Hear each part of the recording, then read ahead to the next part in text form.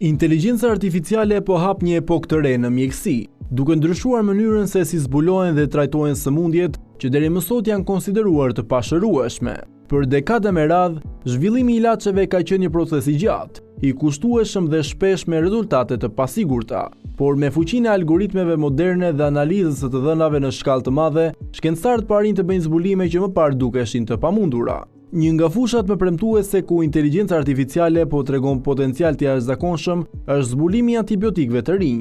Bota përballet me një krizë serioze për shkak të rezistencës ndaj antibiotikëve, ku bakteret po bëhen gjithmonë më të vështira për t'u trajtuar.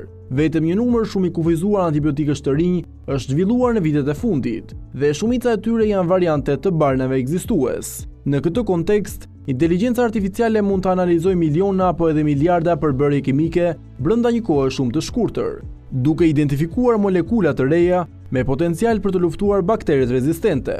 Një shembull konkret vjen nga studiues në Institutin e Teknologjisë në Massachusetts, të cilët përdoren modele të inteligjencës artificiale për të zbuluar përbërje të reja që mund të shkatrojnë bakteret të rrezikshme, si ato që shkaktojnë infeksione rezistente ndaj ilaçeve. Kjo qasje jo vetëm që përshpejton procesin e kërkimit, por gjithashtu krijon mundësi për zhvillimin e klasave kryesisht të reja të ilaçeve. Një tjetër fushë ku AI po sjell shpresë është trajtimi i sëmundjeve neurodegenerative, si Parkinsoni. Kjo sëmundje e zbuluar më shumë se 2 shekuj më parë, ende nuk ka një kur që ndalon përparimin e saj. Problemi kryesor është se shkaku i saktë i sëmundjes nuk është plotësisht i kuptuar, duke e bërë shumë të vështirë zhvillimin e trajtimeve efektive. Megjithatë, mendimin e inteligjencës artificiale, shkencëtarët po analizojnë struktura komplekse proteinash në tru dhe po identifikojnë molekula që mund të ndërhyjnë në proceset që shkaktojnë dëmtimin e neuroneve. AI ka avantazhin e madh se mund të përpunojë një sasi të jashtëzakonshme të dhënash, shumë më shpejt se metodat tradicionale. Ajo mund të parashikojë se si molekula do të ndërveprojnë me objektivat biologjik dhe të sugjerojë kandidatët më premtues për testime laboratorike. Procesi që më parë zgjaste muaj apo vite dhe kushtonte miliona, tani mund të realizohet brenda pak ditësh dhe me një kosto shumë më të ulët. Përveç krijimit të ilaçeve të reja, inteligjenca artificiale po përdoret gjithashtu për të gjetur përdorime të reja për barnat ekzistues. Ky proces quhet ripërdorimi i barnave dhe ka potencial të madh, sepse këto ilaçe tashmë janë testuar për siguri. Modelet e AI mund të krahasojnë mira ilaçe me mira sëmundje, duke identifikuar kombinime të mundshme që nuk janë eksploruar më parë. Në disa raste kjo ka çuar në trajtime të suksesshme për sëmundje të rralla, që zakonisht nuk marrin vëmendje nga industria farmaceutike. Një tjetër zhvillim interesant është përdorimi i AI për të simuluar sëmundjet në mënyrë virtuale.